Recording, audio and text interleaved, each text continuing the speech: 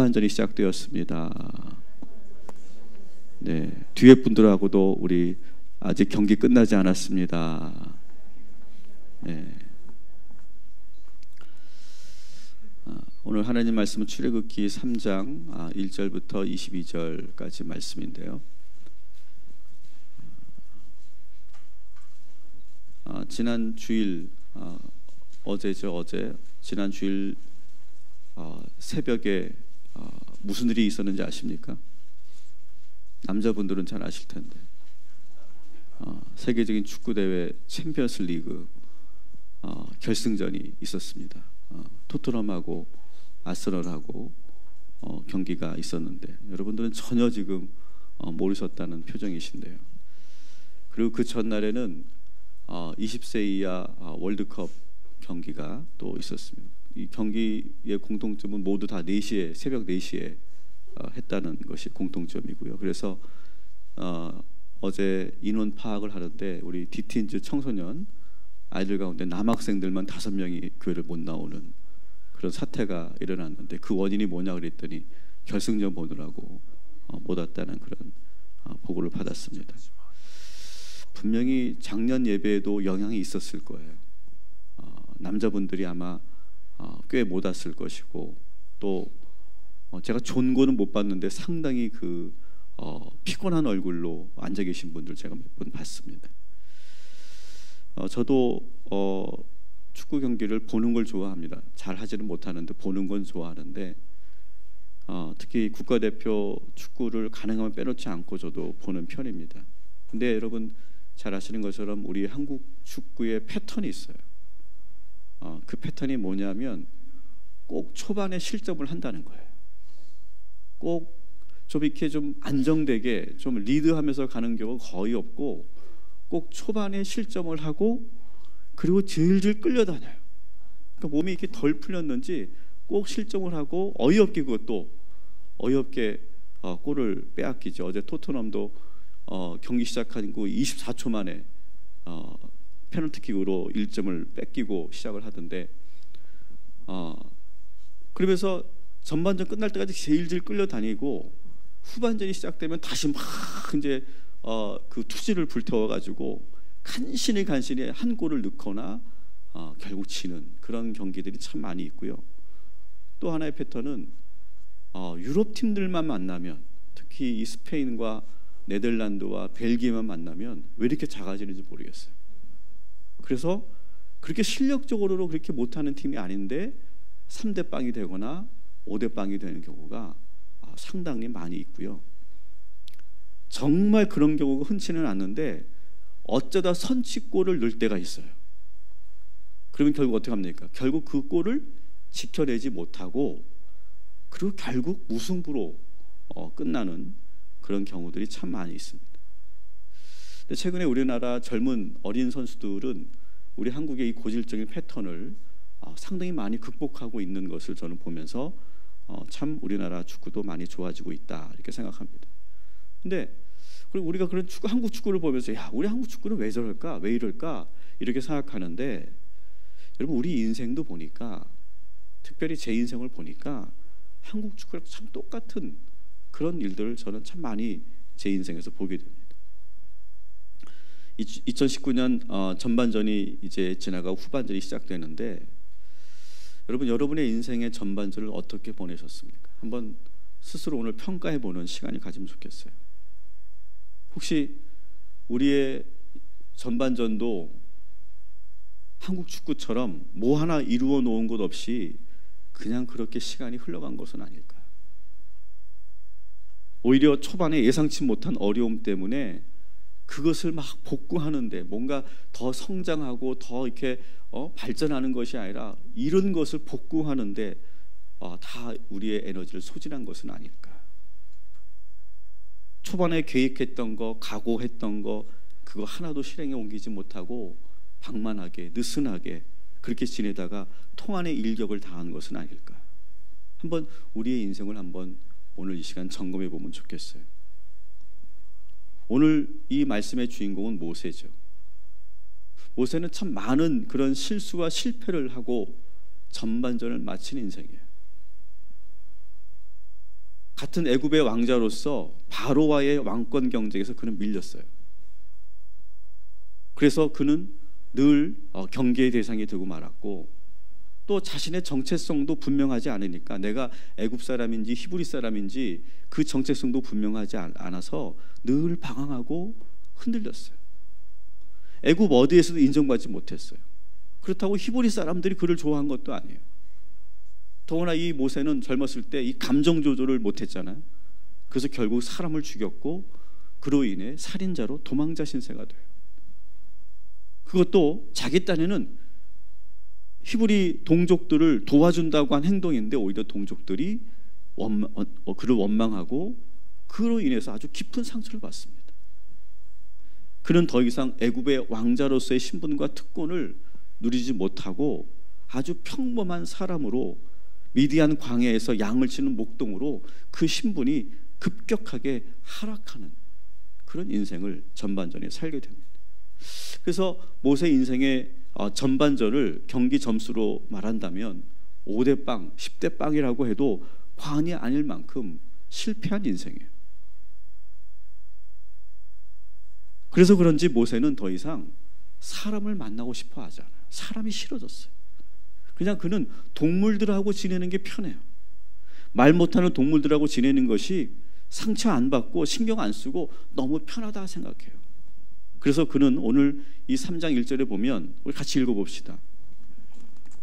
시작. 모세가 그의 장인 미디안 제사장 이드로의 양떼를 치더니 그 떼를 광야 서쪽으로 인도하여 하나님의 산 호렙에 이르매. 아멘. 자, 이 말씀을 보면 미디안 광야로 가요. 미디안 광야도 상당히 깊은 그런 사막 지역인데요. 그곳에서 양들을 몰고 갑니다. 그러면서 가능하면 사람이 없는 곳으로 가는 거예요.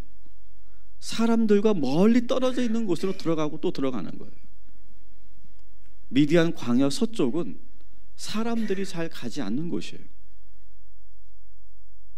더구나 사람들이 올라가지 않는 산 위로까지 올라갑니다. 여러분, 양들을 끌고 산 위로까지 올라가요. 광야로 들어가서 서쪽으로 들어가서 산 위로 올라가는 거예요.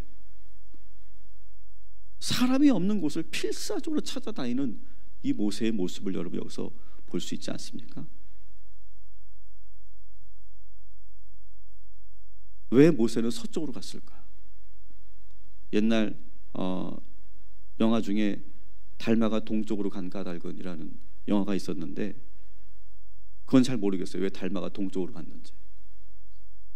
그런데 모세가 서쪽으로 간 까닭은 우리가 알 수 있죠.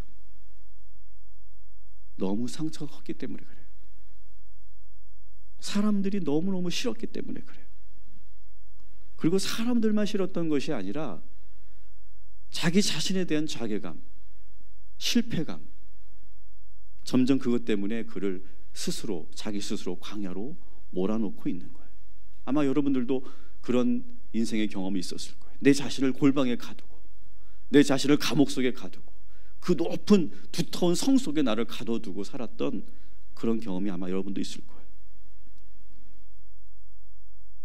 여러분, 내가 지금 잘하고 있고 승승장구하고 있고 성공적으로 살고 있다면 사람들이 모이는 곳으로 가게 돼 있어요. 내가 일부러 자랑하기 위해서 가는 것이 아니라 그냥 그렇게 사람들이 몰려오기도 하고 사람들 앞에 내가 나서는 것도 그렇게 어렵지 않아요. 근데 내가 실패하고 내가 좌절하면요, 사람이 만나고 싶지 않아요. 어쩌면 모세는 사람이 싫어서, 사람에게 상처받아서 광야로 들어간 것이라기보다 자기 자신이 싫어서 광야로 들어간 거예요. 그리고 사람보다 동물이 편한 것도 자기의 자아상과 지금 동물들이 비슷하다고 느낀 거예요. 양들을 보세요. 말도 못하지, 그냥 순하기만 하지, 하라는 대로만 하지, 느리지, 틈만 나면 잠만 자지. 그게 꼭 나와 같은 거예요. 그러니까 양들하고 지내는 게 편한 거예요. 여러분, 이 모세가 얼마나 불쌍합니까? 그는 그냥 이렇게 내 인생이 이 전반전에서 끝나는 거라고 생각했어요. 그냥 나는 실패한 인생, 나고자 인생, 상처만 입은 인생, 남은 거 하나 없는 인생으로 자기 인생을 규정해 버리고 그냥 들로 산으로 평생을 목동으로 살다가 난 이제 끝내겠다. 그렇게 사는 거예요. 아마 그랬을 거예요. 모세는 겉으로는 나는 이렇게 다 내려놓고 이렇게 사니까 나는 행복합니다.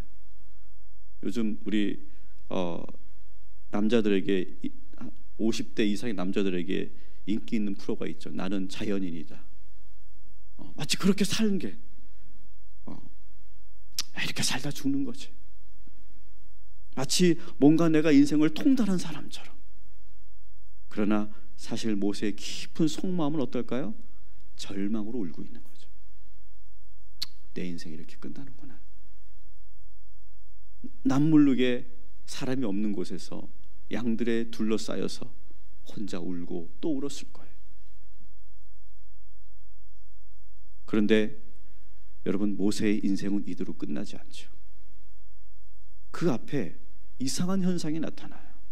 우리 2절 3절 같이 읽어보겠습니다. 시작. 여호와의 사자가 떡이나무 가운데로부터 나오는 불꽃 안에서 그에게 나타나시니라. 그가 보니 떡이나무에 불이 붙었으나 그 떡이나무가 사라지지 아니하는지라. 이에 모세가 이르되 내가 돌이켜 가서 이 큰 광경을 보리라. 떨기나무가 어찌하여 타지 아니하고 하니. 아멘. 모세가 떨기나무에 불이 붙었는데 타지 않는 놀라운 광경을 보기 위해서 가까이 갔을 때 그때 하나님이 나타나시죠. 우리 4절 읽어볼게요. 그때 여호와께서 그가 보려고 돌이켜 오는 것을 보신지라. 하나님이 떨기나무 가운데서 그를 불러 이르시되 모세야 모세야. 아멘. 하나님께서 모세를 부르시는 거예요. 모세는요 처음 이때 하나님을 만납니다. 유모로 속여서 자기에게 젖을 물렸던 어머니에게 어릴 적부터 하나님에 대한 이야기는 들었어요. 그런데 실제로 처음으로 하나님을 만난 건 지금이 처음인 거예요. 할아버지 아브라함의 하나님, 이삭의 하나님이 아니라 야곱의 하나님이 아니라 나의 하나님을 만난 거예요. 우리 6절도 볼게요. 시작. 또 이르시되 나는 내 조상의 하나님이니 아브라함의 하나님, 이삭의 하나님, 야곱의 하나님이니라. 모세가 하나님 뵙기를 두려워하여 얼굴을 가리매. 아멘. 아멘. 여러분, 누구누구의 하나님이 아니라 우리 아버지의 하나님이 아니라 나의 하나님을 만나시기를 주님의 이름으로 축원합니다. 나의 하나님. 지금 처음으로 모세는 나의 하나님을 만나는 거예요. 처음으로 하나님의 음성을 듣고 하나님과 대면하는 그런 역사적인 그런 순간이 여기에 있는 거예요. 그러면서 하나님은 모세에게 처음으로 이런 말씀을 하시죠. 16절, 17절. 너는 가서 이스라엘의 장로들을 모으고 그들에게 이르기를 여호와 너희의 조상의 하나님 곧 아브라함과 이삭과 야곱의 하나님이 내게 나타나 이르시되 내가 너희를 돌보아 너희가 애굽에서 당한 일을 확실히 보았노라. 내가 말하였거니와 내가 너희를 애굽의 고난 중에서 인도하여 내어 젖과 꿀이 흐르는 땅 곧 가나안 족속, 헷 족속, 아모리 족속, 브리스 족속, 히위 족속, 여부스 족속의 땅으로 올라가게 하리라 하셨다. 아멘. 아멘. 자, 이 말씀은 하나님의 이 말씀은 한마디로 말하면 이거예요. 모세, 네 인생 아직 이렇게 끝나지 않는다. 너는 이렇게 광야에서 동물들하고 놀다 끝날 인생이 아니다. 너에게 새로운 후반전이 시작될 것이다. 이 말씀이에요. 그러면서 하나님은 모세에게 정말 어마어마한 미션을 주시죠. 사실 이건 말도 안 되는 미션이에요. 어떻게 일개 목동이 한 민족을 구출합니까? 말도 안 되죠. 더구나 자기하고는 비교도 안 되는 그런 바로를 지금 대면하라뇨. 또 히브리 민족을 또 가나안으로, 그 수많은 족속들이 살고 있는 그 가나안으로 입성시키라는 거예요. 하나님이 모세에게 새로운 인생의 비전을 주시는 거예요. 너의 인생 이대로 끝나지 않는다는 거예요. 사랑하는 여러분, 여러분의 인생이 이대로 끝나지 않게 될 줄 믿습니다. 이렇게 끝나지 않아요. 너에게 정말 새로운 인생이 펼쳐지게 될 것이다. 지금 너는 10대 빵이지만 결국 너는 11대 10으로 역전할 것이고 너는 승리할 것이다. 이 말씀이에요. 여러분, 이제 우리들의 2019년 후반전이 시작됩니다. 여러분의 지금 전반전 스코어가 어떤지는 중요하지 않아요. 우리나라 한국 축구는 전반전에 그렇게 끌려가다가도 후반전이 되기 전에 라커룸에서 감독의 지시를 잘 듣고 다시 열정을 불태우고 다시 투지를 가지고 경기의 후반전에 임합니다. 그런 우리는 동점골을 만들고 또 5분 남겨놓고 역전하는 그런 경기가 참 많이 있었어요.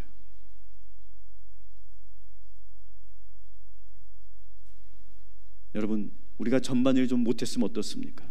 지금부터 오늘부터 다시 시작하면 될 줄 믿습니다.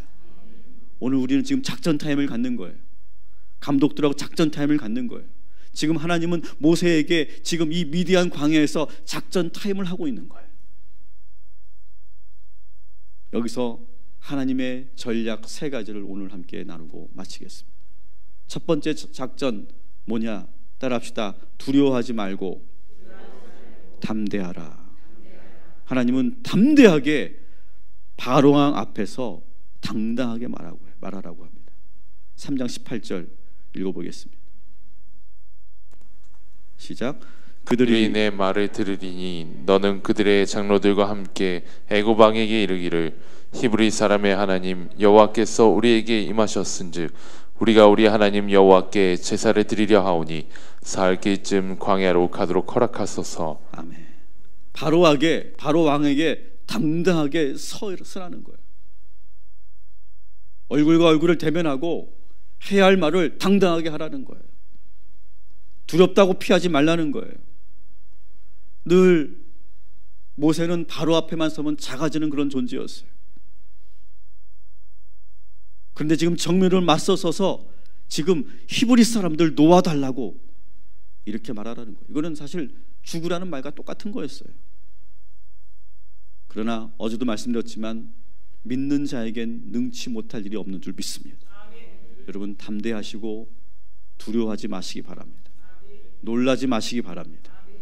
여러분, 후반전 두려움과 걱정과 좌절감을 떨쳐내시고 과감하고 담대하게 또 힘차게 시작하시기를 주님의 이름으로 축복합니다. 두 번째 작전은 뭐냐? 지금 내가 가지고 있는 능력만으로 충분하다는 것을 믿어야 된다. 여러분, 후반전에 이제 작전 타임을 할 때 여러분 그 선수들에게 없는 능력, 야 너희들 왜 이렇게 실력이 없어? 야 유럽 선수들을 봐, 이렇게 잘하잖아, 그렇게 말하지 않는다는 거죠. 지금 우리들이 가지고 있는 능력을 최대한 발휘할 수 있도록 끌어내는 것이 감독이 하는 일이죠. 지금 하나님은 4장 1절에 이러한 것을 가르쳐주고 있어요. 같이 읽습니다. 모세가 대답하여 이르되 그러나 그들이 나를 믿지 아니하며 내 말을 듣지 아니하고 이르기를 여호와께서 내게 나타나지 아니하셨다 하리이다. 아멘. 지금 모세는 나에게는 그런 능력이 없다는 거예요. 나는 그렇게 바로를 대면하고 그렇게 맞짱 떨 수 있는 그런 능력이 없다는 거예요. 근데 그때 하나님께서 뭐라고 하십니까? 내 손에 있는 것이 무엇이냐 이렇게 물어요. 손을 보니까 지금 양을 칠 때 사용하는 지팡이가 있어요. 지팡이가 있습니다. 그 지팡이를 내려놔 봐라. 그때 놀라운 표정이 일어나죠. 뱀으로 바뀌었어요. 다시 들으니까 다시 지팡이로 바뀌어요. 그 능력이 너에게 있다는 거예요. 이미 너에게 지팡이가 손에 쥐어 있다는 거예요. 이제는 몸속으로 손을 넣어보라고 그래요. 몸속에 손을 넣어보니까 넣었다가 빼니까 병이 생겼어요. 비뼈 생겼어요. 놀라워서 당하고 있을 때 다시 넣으라고 하니까 넣었다가 빼니까 다시 깨끗하게 나왔어요. 모세, 네가 가지고 있는 그 지팡이와 너의 몸속에 있는 그 능력만 있으면 너는 충분히 바로를 상대할 수 있고 이길 수 있다는 거예요. 여러분, 우리들에게 이미 하나님께서 능력을 주신 줄 믿습니다. 이미 우리가 가지고 있는 이 능력만으로도 우리는 충분히 해낼 수 있습니다. 우리가 그것을 발견하지 못하고 내가 나의 능력을 사용하지 못하고 내가 나를 믿지 못하니까 우리가 지금 지는 거예요. 여러분에게 주신 무한한 능력을 믿으시고 여러분 그 능력을 행하시기를 주님의 이름으로 축원합니다. 따라합시다. 지금 내 능력만으로도 충분하다. 믿으시기 바랍니다. 세 번째 작전은 뭐냐? 모세는 그래도 두려워요. 가장 두려운 것은 바로 앞에 서면서 가장 두려운 것은 말을 잘 못한다는 거예요. 그냥 겁이 많고 그리고 바로만 앞에 서면 막 말을 더듬거리는 그런 경향이 있었어요. 열등감 때문에 그런 거예요. 그때 하나님께서 이렇게 14절에 말씀하십니다. 시작. 여호와께서 모세를 향하여 노하여 이르시되 레위 사람 내 형 아론이 있지 아니하냐? 그가 말 잘하는 것을 내가 아노라. 그가 너를 만나러 나오니 그가 나를 볼 때 그의 마음에 기쁨이 있을 것이라. 아멘. 자, 오늘 14절에 보니까 하나님이 모세에게 화를 내요. 왜 화를 냅니까? 저는 못해요. 할 수 없어요. 이길 수 없어요. 저에겐 그런 능력이 없어요. 자꾸 자기 자신을 깎아내리는 거예요. 언제부턴가 이 모세가 자신감을 완전히 잃어버린 거죠. 그걸 보면서 지금 너무나 안타까워서 화를 내고 계세요. 미워서 화를 내는 게 아니에요. 안타까워서 화를 내는 거예요. 이미 하나님은 모든 것을 다 준비해 놓고 모든 능력을 다 부어 놓고 공급해 주고 지금 가라고 말씀하시는데 이 열등감에 그 깊은 상처에서 이기지 못한 이 모세는 여전히 자신 없어 하는 거예요. 너무 속상한 나머지 하나님께서 화를 내시면서 그러다가도 다시 마음을 가다듬고 말씀하시는 거예요. 모세야, 네 형 아론이 있지 않냐? 여러분, 우리가 후반전을 살아갈 때 절대 혼자 하려고 하지 마시기 바랍니다. 꼭 같이 하시기를 축복합니다. 하나님께서 여러분을 성장시킬 좋은 사람들을 만나게 하여 주실 줄 믿습니다. 여러분 신앙생활도 여러분 절대 혼자 하면 안 돼요. 나를 다 붙잡아주는 사람들이 있어야 돼요. 우리 교회에도 보면 이제 그런 그룹들이 있어요. 서로가 딱 챙겨주고 붙잡아주고 기도해주고 그런 그룹들이 있어야 돼요. 홀로 쓸쓸하게 그렇게 신앙하다가 보면 우리가 넘어지고 말아요. 하나님께서 우리들에게 아론과 같은 좋은 파트너와 좋은 동역자를 붙여주실 줄 믿습니다. 신앙생활뿐만 아니라 여러분의 그 일터에서도 여러분의 그 사업에서도 여러분이 하고 있는 그 모든 일에서도 하나님께서 좋은 파트너를 보내주실 줄 믿습니다. 여러분을 도울 좋은 헬퍼를 보내주실 줄 믿습니다. 여러분 기대하세요. 그리고 그렇게 기도하세요. 하나님 저에게 좋은 동역자를 보내주시옵소서. 여러분이 못하는 그 약점을 보완해줄 좋은 파트너를 하나님께서 보내주실 줄 믿습니다. 저는 앞으로 우리 교회에 새로운 그런 우리 사역자들을 좀 더 우리가 초청하려고 해요. 기도하고 있어요. 하나님 우리 교회에 정말 좋은 또 다른 사역자들이 오게 하여 주옵소서. 그리고 저는 한번 우리가 인연을 맺으면 오래 갈 마음이에요. 그러면서 우리가 서로가 배우고 그리고 서로가 정말 한 시대 하나님 앞에 쓰임받는 그런 그룹을 만들고 그 안에서 하나님의 놀라운 역사와 기적을 만들어내는 그런 교회를 저는 꿈꿔요. 여러분들이 그런 좋은 사람들, 좋은 동역자들을 만나도록 하나님께서 인도하여 주실 줄 믿습니다. 그래서 저는 그런 기도를 이런 기도는 좀 구체적으로 하나님 저에게 이러한 동역자를 보내주십시오. 저는 그래서 구체적으로 성품은 어떻고 어떤 부분에서 필요하고 그리고 어떤 재능이 있고 저는 그렇게 구체적으로 기도해요. 하나님께서 그대로 만나게 하여 주실 줄 믿습니다. 여러분들에도 그런 만남의 복을 주실 줄 믿습니다. 이제 말씀을 정리합니다. 여러분 후반전 살아가면서 하나님은 모세에게 세 개의 작전을 제시하고 있어요. 이건 우리들에게 주시는 작전이기도 해요. 다 같이 한번 읽어봅시다. 두려워하지 말고 담대하라. 내가 지금 가지고 있는 능력만으로도 충분하다는 사실을 믿으라. 좋은 동역자와 함께하라. 아멘. 오늘 주신 말씀 여러분 기억하시면서 이 작전의 내용을 가지고 여러분 후반전을 시작하면 우리에게 새로운 역전과 기적의 승리가 있게 될 줄 믿습니다.